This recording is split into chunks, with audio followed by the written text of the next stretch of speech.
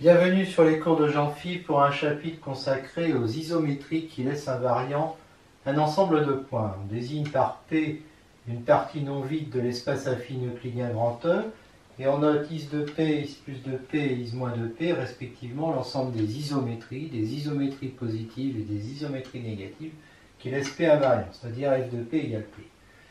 Eh bien, is de P muni de la composition est un sous-groupe de is de E. Is de plus de P est un sous-groupe de is de P. En effet, l'identité appartient à is de P et à is plus de P, c'est évident.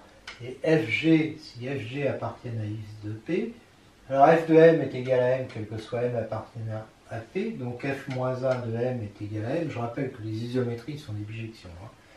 Quel que soit m appartenant à P, donc f-1 appartient à is de P, d'm, f-1, si f est positif, f-1 est positif, donc à ce moment-là, f-1 appartient à is plus, et quel que soit m appartenant à P, g rond f de m eh bien, est égal à g de f de m, et f de m ça fait m, donc ça fait g de m qui fait m, donc g rond f, lui aussi laisse invariant le point m, donc g rond f appartient à is de P. Et si g et f sont positifs, g rond f est positif, donc voilà. G rond f appartient à is plus. Donc on a bien des sous-groupes. Is de P est appelé le groupe des isométries de P. Si on suppose is moins de P non vide, et qu'on prend f appartient à is moins de P. Alors is plus de P, c'est f rond is moins de P. Alors ça veut dire que c'est l'ensemble des f rond G, où G appartient à is moins de P. C'est égal aussi à l'ensemble des G rond f, où G appartient à is moins de P. Et l'application qui a G associé f rond G est une bijection de is moins de P vers is plus de P. J'aurais pu prendre là aussi G donne G rond f.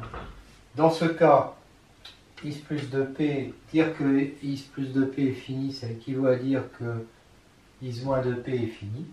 Et si is moins de P est fini, alors le cardinal de is de P est égal à 2 fois le cardinal de is plus de P, et donc à 2 fois le cardinal de is moins de P. Démonstration, si je prends G appartenant à is moins de P, f rond G est composé de 2 négatifs, donc c'est une isométrie positive, et comme Fg laisse invariant P, f rond G appartient à is plus. Si je prends GH appartenant à is moins, et si f rond G est égal à f rond H, en composant par f-1 à gauche, je vais obtenir tout de suite G égale H, donc on a bien affaire à une injection. Et si je prends H appartenant à is plus de P, eh bien je peux toujours écrire que H est égal à F rond F moins 1 rond H. Alors ça appartient à is moins de P. Pourquoi? Parce que F appartient à is moins, donc F moins 1 aussi. Et puis H appartient à is plus. Donc quand je compose les deux, c'est bien une isométrie négative. Donc j'ai bien H qui est égal à psi de ça, donc ça veut dire que c'est une surjection. Donc c'est une bijection de is- vers is plus, donc si l'un des deux est fini, l'autre est fini et le même cardinal, et comme is plus est la réunion disjointe de, non, comme is de P est la réunion disjointe de is plus de P et de is moins de P, eh bien si l'un des deux est fini, la réunion va être finie, et le cardinal de is de P va être égal à 2n. Voilà. Propriété, si P est fini, alors l'isobarycentre G de P est conservée pour tout f appartenant à is de P, en effet, donc ça veut dire que f de G est égal à G. En effet, alors G il n'appartient pas forcément à P, car si je prends f affine, f est affine, puisque c'est une isométrie, donc f de G est l'isobarycentre de f de P, P c'est un ensemble fini de points. Voilà. Donc si on imagine P est égal à 1 jusqu'à n. Donc si G est le barycentre de A1, l'isobarycentre de 1 jusqu'à n, f de G va être l'isobarycentre de f de 1 jusqu'à f de n. Seulement f est bijective et f de P va être égal à P. D'accord? Donc f de G, qui est le barycentre de f de 1 jusqu'à f de n, va être en fait l'isobarycentre de A1 jusqu'à n, c'est-à-dire l'isobarycentre de tous les points de P, et donc ça sera G. F de G est égal à G. Alors, deux exemples d'ensemble d'isométrie laissant invariant un ensemble de points. Donc, c'est quand P est égal à un singleton. Alors, dans le plan, X plus de P, quelles sont les isométries positives qui laissent invariant un point? Il y a l'identité, puis il y a les relations de centre ce point. D'accord? Et puis, les isométries négatives, eh bien, ce sont les réflexions par rapport à des droites qui contiennent le point. Et dans l'espace, toujours avec P qui est un singleton, eh bien, l'ensemble des isométries positives, c'est l'identité, ou bien des rotations d'axe delta. Dans le non nul, j'ai pris dans le non nul pour ne pas retomber sur l'identité. Donc A appartenant à delta. Et puis, les isométries négatives, ça va être les réflexions par rapport donc à un plan qui contient le point A.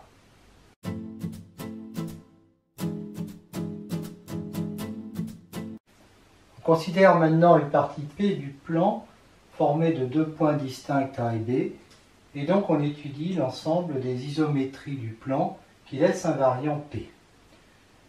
Donc soit F une de ces isométries, soit A est envoyé en A et B en B, soit A est envoyé en B et alors B est envoyé en A. Alors si A est envoyé en A et B en B, pour les isométries positives, ça va être F égale l'identité, ou une rotation de centre A, mais qui doit être en même temps une rotation de centre B. Si ce n'est pas l'identité, c'est une rotation de centre A parce qu'elle laisse invariant A, et une rotation de centre B parce qu'elle laisse invariant B. Or, ça c'est pas possible d'être à la fois une rotation de centre A ou B, quand l'angle est non nul. Donc ça veut dire que la F est l'identité, c'est la seule isométrie positive qui convienne.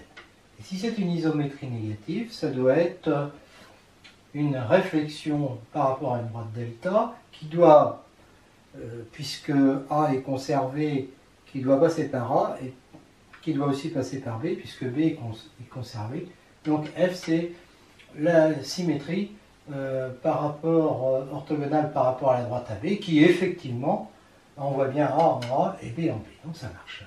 Si AB maintenant est envoyé en BA. Alors comme I est le milieu de AB, F conserve le milieu de AB, qui va donc être I, donc ça veut dire que F conserve I. Alors F, si F est une isométrie positive, ça va être une rotation de centre I ou bien l'identité. Comment ça ne peut pas être l'identité, puisque A est envoyé en B qui est différent de A. Donc c'est une rotation de centre I d'angle alpha. Mais on remarque que si I est le milieu de AB, l'angle IAIB est égal à pi, modulo de pi. Donc θ est égal à pi modulo de pi, donc F est en fait la symétrie par rapport à I. Et la symétrie par rapport à I, elle envoie bien A en B et B en A, donc ça convient. Si F est une isométrie négative, un antidéplacement, bien F doit être une réflexion par rapport à une droite delta qui passe par I. Mais comme A pour image B, B pour image A, AB doit être orthogonal à delta.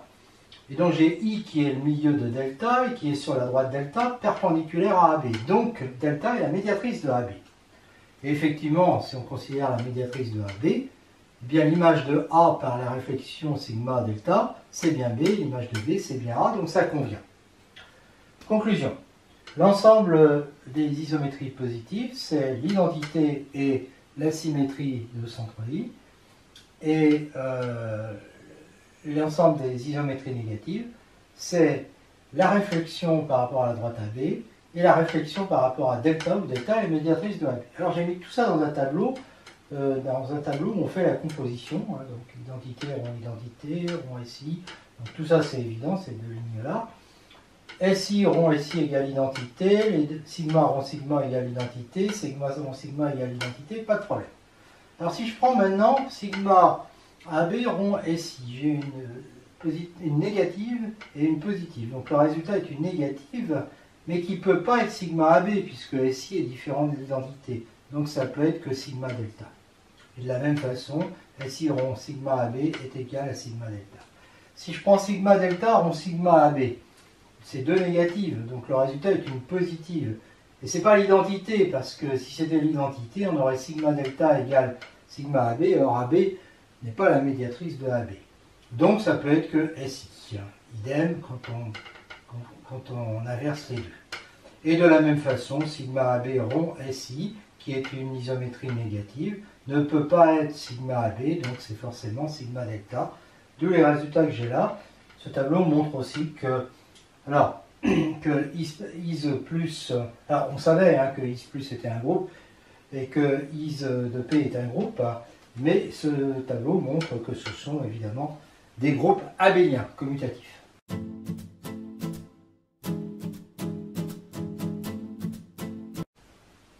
Nous étudions maintenant l'ensemble des isométries laissant invariant l'ensemble des trois sommets d'un triangle équilatéral ABC du plan affine euclidien. Je note DA, DB et DC les médiatrices de BC, donc c'est DA, de AC c'est DB et de AB c'est DC. Elles passent évidemment par O, elles sont concurrentes en O, qui est le centre du cercle circonscrit au triangle ABC, qui est aussi le centre de gravité, puisque le triangle est équilatéral. Je suppose connu les propriétés du triangle équilatéral, notamment le fait que les trois angles géométriques sont égaux à pi sur 3.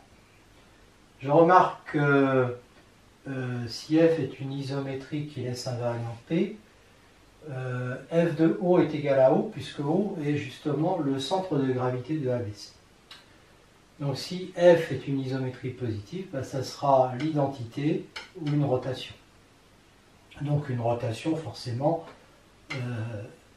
d'angle de centre O, puisqu'on a dit que O était invariant, et d'angle θ différent de O.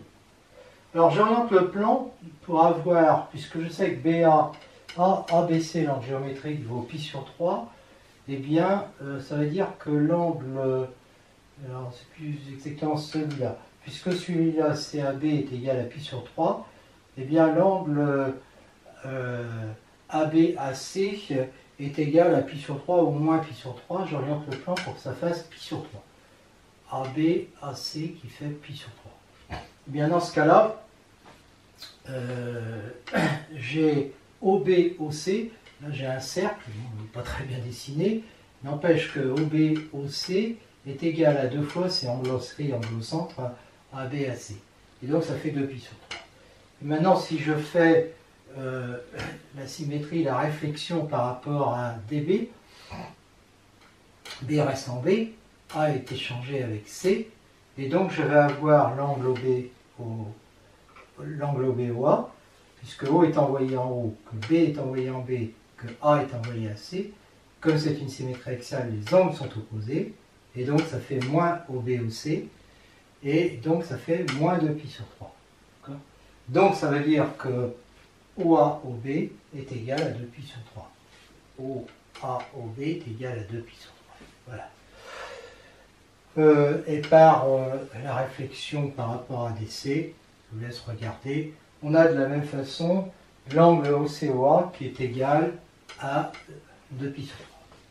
Si F donc est une isométrie positive qui conserve P, alors si ABC est envoyé en ABC, il suffirait d'ailleurs que AB soit envoyé en AB. J'ai F qui est égal à l'identité. Sinon, un des points n'est pas invariant. Par exemple, A est envoyé en B. Alors si A est envoyé en B, c'est par une rotation de centre O et d'angle θ non nul. A est envoyé en B, donc ça veut dire que θ est égal à OA au B, qui fait 2 pi sur 3. Donc c'est la rotation de centre O et d'angle 2 pi sur 3.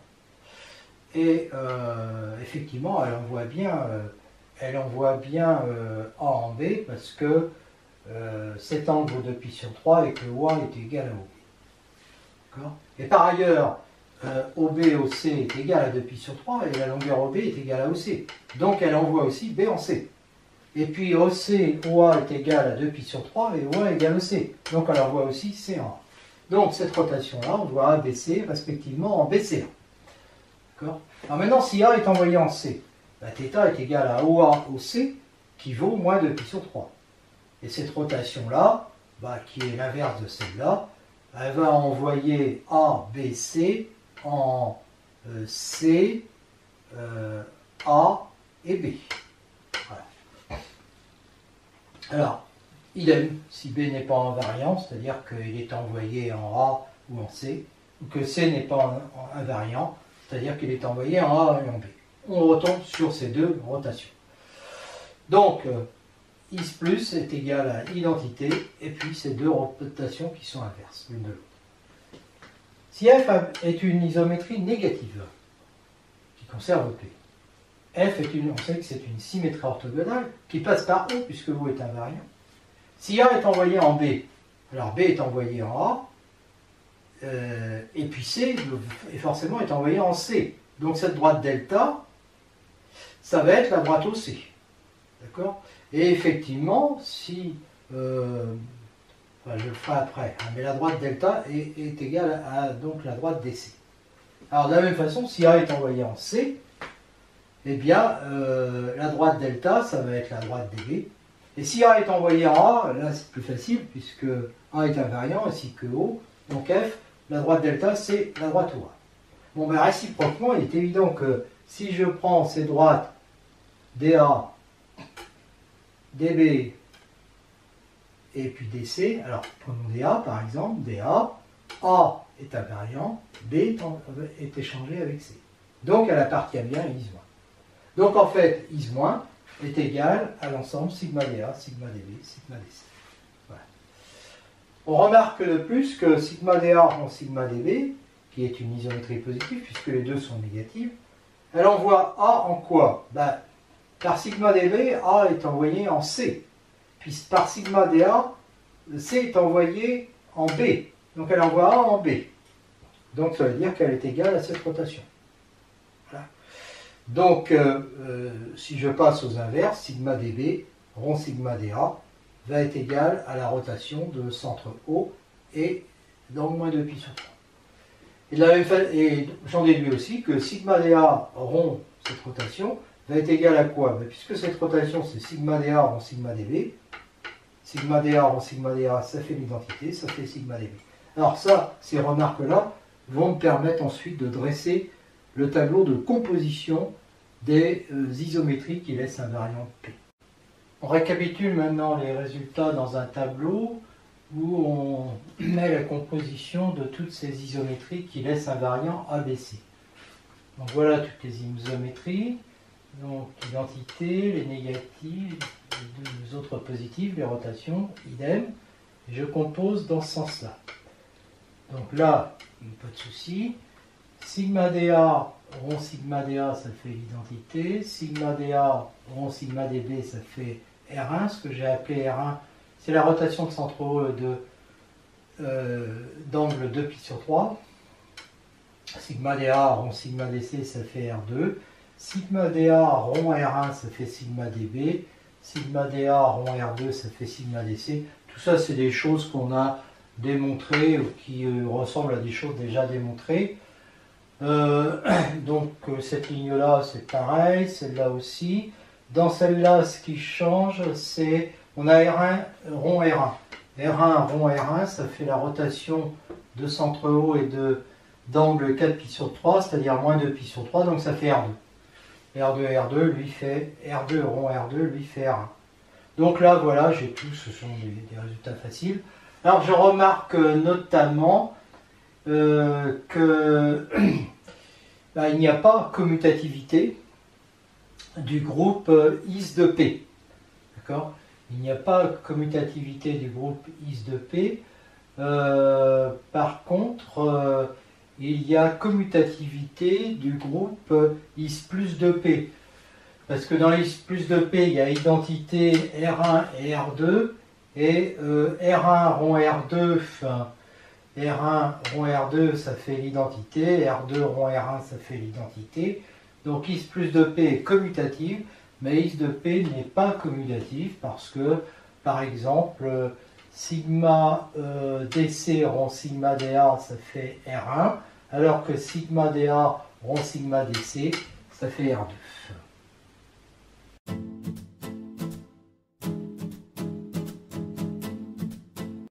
On étudie maintenant les isométries qui laissent invariant l'ensemble des 4 sommets d'un carré ABCD dans le plan. Soit O le centre de ce carré, qui est donc le milieu des diagonales. Bon, je ne vais pas réétudier toutes les propriétés du carré, qui est un losange, un rectangle et donc un parallélogramme. La médiatrice D1 de AB est aussi médiatrice de C2, la médiatrice D2 de BC est aussi médiatrice de AD. Et si F appartient à X de P, alors comme O est l'isobarycentre de ABCD, on a vu que F de O est égal à O, donc O est invariant. AC est la médiatrice de BD, puisque A et C sont équidistants de BD, de même BD est la médiatrice de AC. Je vous laisse regarder le dessin pour voir que par sigma D1, réflexion par rapport à la droite D1, ABCD a pour image BADC. Pour sigma D2, ABCD a pour image DCBA. Par sigma de AC, ABCD a pour image ADCB. Et par la réflexion par rapport à BD, ABCD a pour image CBAD. Si F appartient à X-2P, eh bien, puisque O est invariant, forcément, F est une symétrie orthogonale par rapport à une droite qui contient O. Si A est envoyé en A, cette droite, c'est la droite OA, donc la droite AC. Si A est envoyé en B, delta est la médiatrice de AB, donc D1. Si A est envoyé en C, delta est médiatrice de AC, donc c'est la droite BD. Et si A est envoyé en D, delta est la médiatrice de AD, c'est-à-dire D2. Donc, en fait, Is-2P est égal à ces quatre réflexions. Et Is plus 2P par une propriété qu'on a déjà démontrée. On en prend une, par exemple, sigma AC, et on compose avec toutes les autres pour obtenir toutes les isométries positives qui conservent P. Alors, justement, essayons sigma AC. Alors, sigma AC, rond sigma AC, je ne l'ai pas mis, mais ça fait l'identité. Sigma AC, rond sigma BD, ça je vous laisse regarder. On a ça. Et si on regarde la symétrie de centre O, elle aussi envoie ABCD en CDAD. Alors, comme ABC est un repère affine du plan, parce que les points ne sont pas alignés, eh bien, on a sigma AC rond sigma BD qui est égal à SO. Voilà, on fait la même chose avec sigma AC rond sigma D1. D'accord? Et là, AC est perpendiculaire à BD, donc l'angle AOD est égal, l'angle géométrique est égal à pi sur 2. On peut orienter le plan pour avoir l'angle des vecteurs OAOD qui est égal à pi sur 2 modulo de pi.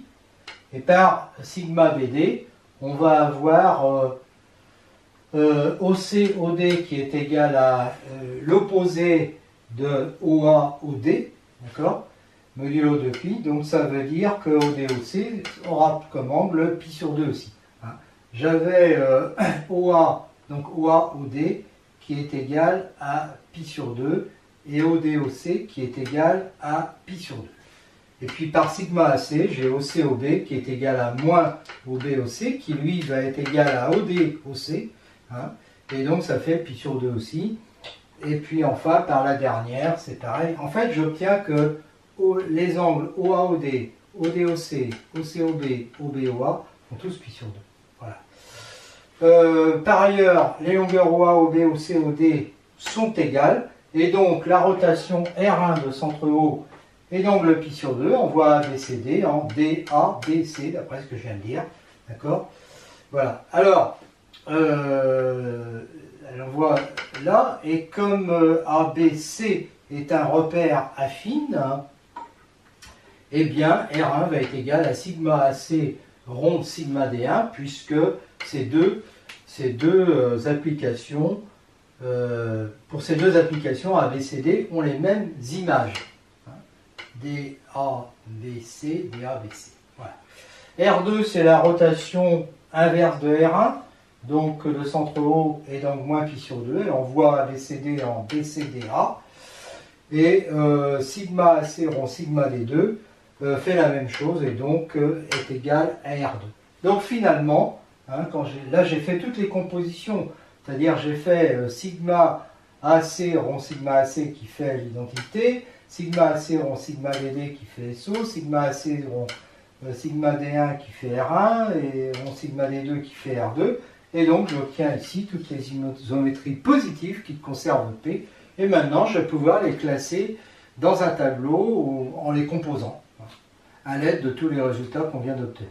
On termine cette étude par ce tableau qui montre la composition, toutes les compositions possibles entre les éléments de is de P. Donc je ne vais pas détailler, à chaque fois on prend un élément de cette colonne-là et on le compose rond un élément de cette colonne-là. Alors il y en a qu'on a déjà vu, puis il y en a d'autres qu'on n'a pas vu.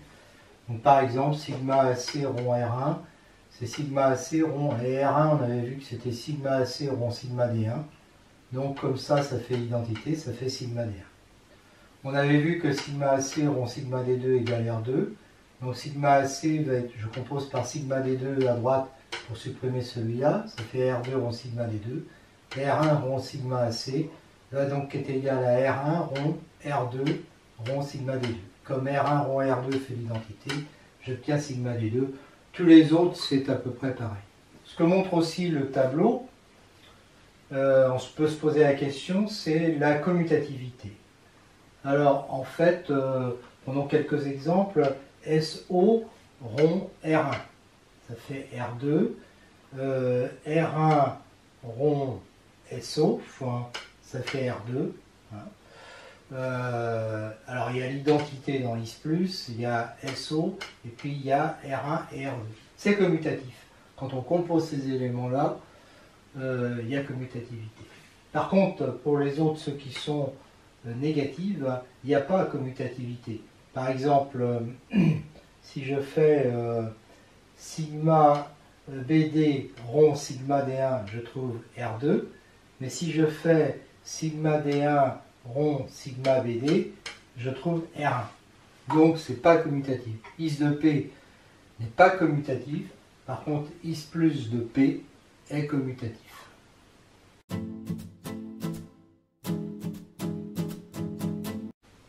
Voyons maintenant, pour terminer ce chapitre, l'ensemble des isométries laissant invariant un ensemble P formé de la réunion de deux droites.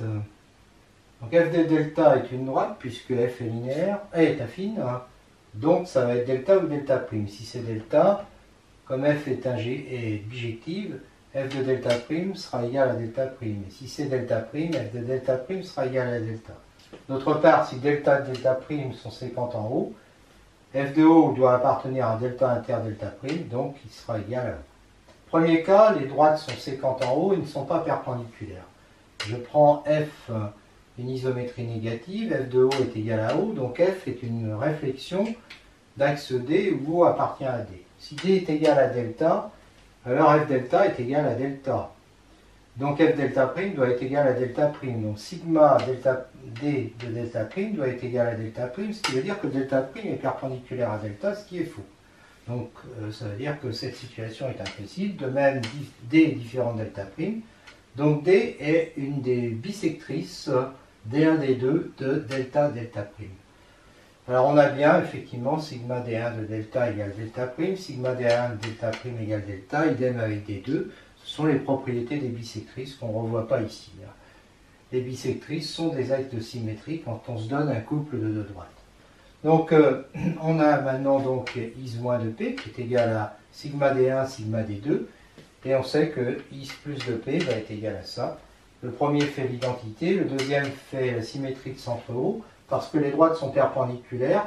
Donc quand on compose, on obtient une rotation de centre haut dans le pi, c'est-à-dire SO. De la même façon, l'autre fait SO, et on obtient ici donc le groupe is plus de P, qui est évidemment un groupe commutatif.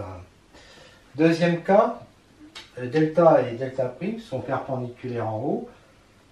Prenons f égale sigma d, ou appartenant à d, d égale delta est possible, car sigma delta de delta est égal à delta, et sigma delta prime, delta de delta prime est égal à delta prime, parce que delta est perpendiculaire à delta prime.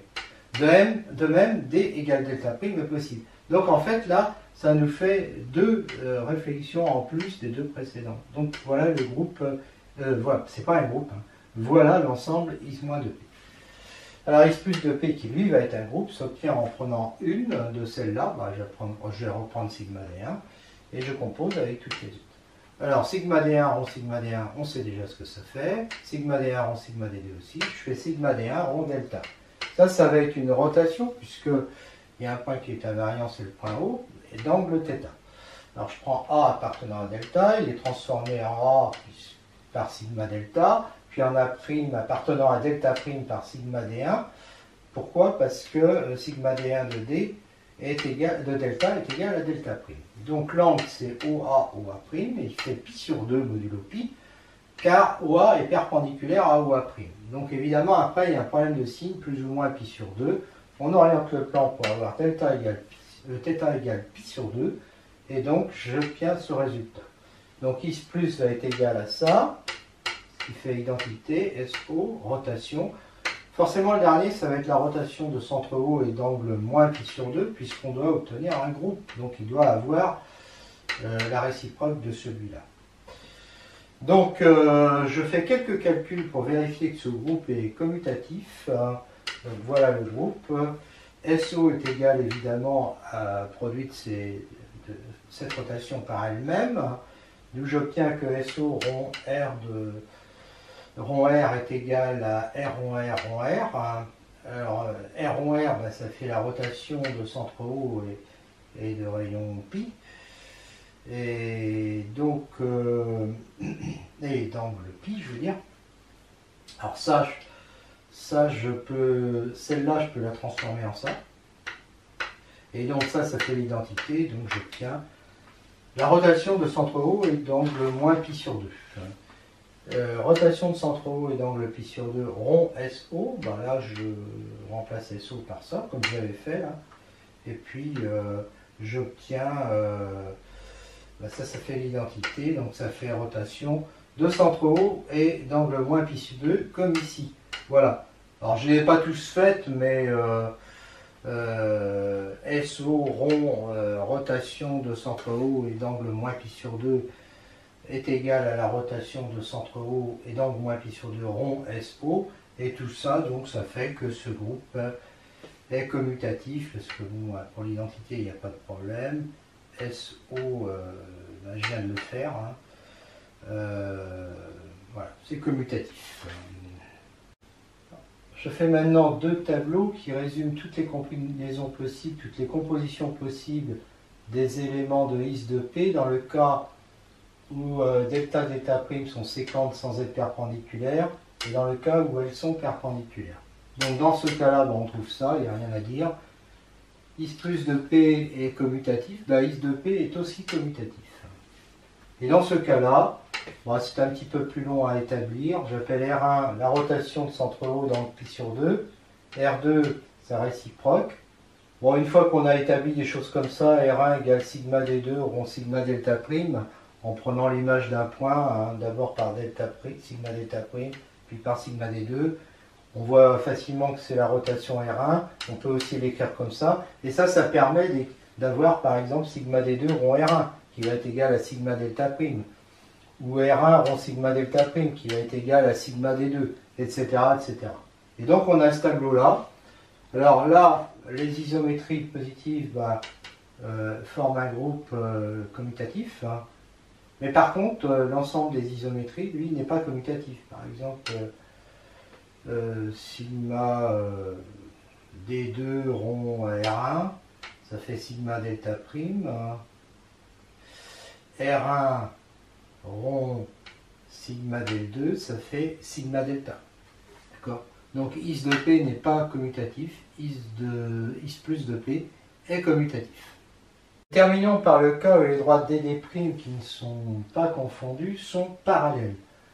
Donc on sait qu'il existe une unique droite delta qui est l'ensemble des points équidistants de DD'. Alors on en a parlé dans un chapitre de géométrie affine. Elle s'obtient en prenant un point A sur D, en le projetant sur D' et en considérant le milieu de A', puis la parallèle à D passant par O. Et cette droite ne dépend pas du point qu'on a choisi sur D. Dans un repère orthonormé OIJ, donc centré en O, avec un vecteur I qui appartient à la direction de delta, c'est-à-dire à la direction de D, la droite D a pour équation Y égale A, la droite D' Y égale moins A. Si on prend un point oméga de coordonnées alpha 0 sur delta, eh bien le point M de coordonnées XY aura pour symétrique, dans la symétrie de centre oméga, aura pour coordonnées 2 alpha moins x, moins y. Donc si le point M appartient à la droite D, donc avec des coordonnées XA, eh bien on va trouver ici une coordonnée, puis là moins A, donc il appartiendra bien à D'. Donc S oméga de D, ça fait D', et de même S oméga de D', ça fait D. De plus, si on prend une droite delta prime perpendiculaire à delta, bien elle va être perpendiculaire à D et à D', donc on sait que l'image de D dans la réflexion d'axe delta prime, c'est D, et l'image de D', c'est D'. Alors supposons maintenant que F soit une isométrie négative qui conserve D union D', elle est de cette forme-là ou de cette forme-là, ici c'est commutatif, hein, quand U appartient à la direction de T. Alors la partie linéaire de F est égale à la réflexion par rapport à la droite vectorielle de direction, droite vectorielle direction de T. Alors, comme on veut que sigma T de D soit égal à D ou D', eh bien, ça nous donne, quand on passe en vectoriel, à sigma par rapport à la direction de T de la direction de D, qui est égal à D, puisque la direction de D, c'est la direction de... D, comme ça, avec la flèche, c'est la direction de D et D'. Donc ça veut dire que T va être égal à D ou à D'. T va être égal à la direction de D ou à l'orthogonale de la direction de D. Alors, premier cas, si T est la direction de D, donc ça veut dire que T est parallèle à D, donc T a une équation comme ça, et quand je prends sigma T, donc la réflexion par rapport à la droite T, bon ben voilà, hein, XY est transformé en ça, et si je prends M appartenant à D, donc il a des coordonnées 0A, son image ça va être ça. Il faut que ça appartienne à D ou D'. Donc il faut que 2P moins A soit égal à A ou A moins A. Donc B égale à A, T égale D, ou B égale 0, T égale delta. T n'est pas égal à D, parce que sigma D en D', ben, ça ne fait pas D', parce que si T est égal à D, d'accord, on a sigma D égale D, mais il faut que sigma D sigma T en D' fasse D'. Or ça, c'est pas vrai, parce que D' n'est pas égal à D. Donc T doit être égal à delta. Voilà. T est égal à delta. Alors là, si T est égal à delta, ben, on sait, hein, delta, on l'a démontré dans ce fameux chapitre, c'est un axe de symétrie pour des D'. C'est-à-dire sigma delta de D, ça fait D', sigma delta de D', ça fait D. Et donc ça convient. D'accord? Alors maintenant, si... voilà, donc ça convient. Si U appartient à la direction de T maintenant, qui est égale à la direction de D, eh bien, si je prends alpha différent de 0, et donc U a pour coordonnée alpha 0, si je fais TU rond sigma T, eh bien, si je prends un point M de coordonnée 0A, donc un point M de D, son image, ça va être... par rapport à celui-là, si vous voulez, je rajoute une translation, donc ça va faire ça. Il faut que ça appartienne à D ou D', donc idem, il faut qu'on ait 2B moins A qui soit égal à A ou A moins A, donc B égale A ou 0. Si B égale A, T égale D. TU rond sigma D de D, bah, ça fait D, TU de D, ça fait D. Mais, si je prends un point M de coordonnées X moins A dans D', TU rond sigma D, ça va envoyer M en M' de coordonnées X plus alpha, et là 2A moins le Y qui vaut moins A, c'est-à-dire 3A. Ça n'appartiendra pas à D union D'. D'accord? Ça n'appartiendra pas à D union D', parce que A est différent de 0. Donc, en fait, B est égal à 0. Donc T est égal à delta. Bon, bah, dans ce cas-là, TU rond sigma delta de D, ben, ça fait D, TU de D, ça fait D. Non, ça fait D', pardon. TU de D', ça fait D' parce que U appartient à la direction de D', puisque c'est la direction de delta. TU rond sigma delta de D', la sigma delta de D', ça fait D, TU de D, ça fait D, toujours pour la même raison. Et donc ça convient. Voilà. Donc, on passe au deuxième cas, c'est la direction de T est égale à l'orthogonale de la direction de D. Soit donc, on prend donc une droite D, T qui est perpendiculaire à D, et F va être sigma T ou TU rond sigma T avec U qui est un vecteur qui appartient à la direction de D. T est perpendiculaire à D. Donc sigma T de D, ça fait D. Et sigma T de D', ça fait D'. Donc voilà, sigma T, ça convient en fait. Hein. D'accord? Et si U appartient à la direction de D et qu'il est non nul, TU rond sigma T de D, ben ça fait D. TU de D, c'est pas égal à D. C'est pas égal à D parce que le vecteur U, lui, n'appartient pas à la direction de D. D'accord? Donc, TU rond sigma T de D doit être égal à D'. Alors, si je prends un point A appartenant à D, il va être envoyé en A' appartenant à D'. À ce moment-là, A par sigma T est envoyé en A, puis en A', donc je dois avoir vecteur A' égale vecteur U. TU rond sigma T de D' est égal à D'. Donc si je pars du point A' il est envoyé en A', puis il va être envoyé en A seconde avec la translation, je vais avoir A' seconde qui est égal à U. Donc en fait, je vais avoir A seconde qui sera égal à A' plus A' seconde, c'est-à-dire 2U. D'accord? A et A seconde, ils appartiennent à D, donc A seconde, le vecteur appartient à la direction de D. Et puis en même temps, il est égal à 2U et U appartient à l'orthogonale de D. Donc c'est pas possible, il ne peut pas à la fois appartenir à la direction de D et son orthogonale, hein, si U est différent de 0. Voilà. Donc en fait, on a prouvé quoi? On a prouvé que si c'est des isométries négatives, elles sont de cette forme-là, et ça d'ailleurs c'est égal à sigma delta rond TU, avec U qui appartient à la direction de D. D'accord? Ou de cette forme-là, sigma delta prime avec delta prime qui est perpendiculaire à D. Voilà, ça c'est ce qu'on a démontré précédemment. Alors, is plus, oui, ben, il suffit que j'en prenne une isométrie négative, donc je vais prendre... oui, alors là j'ai mis U différent, j'ai pas mis U différent de 0 parce que comme ça j'obtiens sigma delta qui convenait aussi. D'accord? Ouais, pourquoi j'ai pas mis U différent de 0? Eh bien, je fais sigma delta, rond tous ces trucs-là. Alors, comme ça commute, ben je peux, quand je fais sigma delta rond ce truc-là, ben ça fait sigma delta rond TU, j'obtiens des translations, hein, avec U, un vecteur quelconque appartenant à la direction de D. Et puis quand je fais sigma delta rond sigma delta prime, comme delta et delta prime sont perpendiculaires en un point O qui appartient à delta, eh bien je vais obtenir l'ensemble des SO, je vais obtenir des symétries centrales par rapport à un point O qui appartient à delta. Et donc l'ensemble des isométries positives qui conviennent, c'est ça. D'accord? Et c'est pas commutatif parce que quand on prend un vecteur U qui appartient à la direction de D, si je fais SO rond TU, c'est pas égal à TU rond SO, il suffit de prendre O, il est envoyé en U par exemple, et par TU rond SO, il va être envoyé à U, et par contre si je fais SO rond TU, il va d'abord être envoyé là, puis là, et donc c'est pas commutatif. Non, il va d'abord être... Oui, c'est ça. Donc en fait, c'est pas commutatif. Voilà. Le groupe des isométries négatives... l'ensemble des isométries négatives, le groupe des isométries positives, mais qui est non commutatif. J'observe là que j'obtiens l'identité quand U est égal à 0, bien sûr, vecteur nul. Et puis is de P, bah, c'est la réunion disjointe